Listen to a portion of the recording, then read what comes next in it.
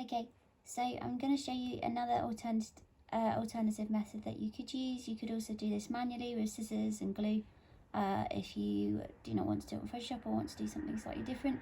So I'm just going to cut an area of the photo out and then lay it on top of a different photo or a texture, so you're still getting that kind of double exposure but in a slightly different way.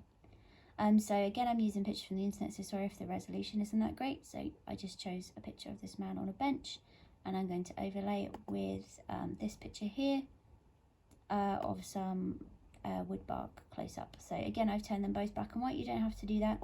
I just thought I would do that for this edit. So first off, I am going to be using my history tool just to speed things up so you don't have to watch me for 5 minutes selecting this man, but I am just using the selection tool, which you've used lots of times before, so this one over here. So remember, that's selection tool, not the magic wand tool.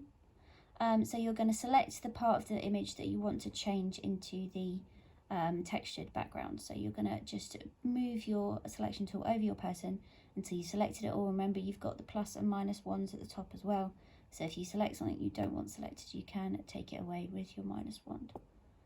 So once you've selected everything, it should look a little bit like this. I could have selected more of this leg, but it was tricky, so I'm not going to do that for now. So once you've done that, we want to have the hole in the image where this man is. So at the moment, if I move my image, the man is going to move, whereas I want the background to move, so I can move my background on top of my bark picture. So I've got to inverse my selection. So all I do is I go up to select in the top here and I scroll down to inverse, and it looks like nothing's happened, but you can see now that you've got the wiggly line on the edge of the page, which shows that we now have everything but the bit that we selected earlier with our selection tool.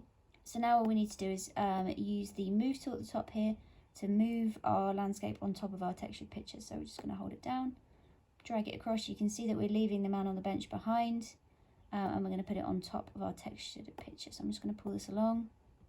I'm just going to zoom out rather than maximize, just so it doesn't crash.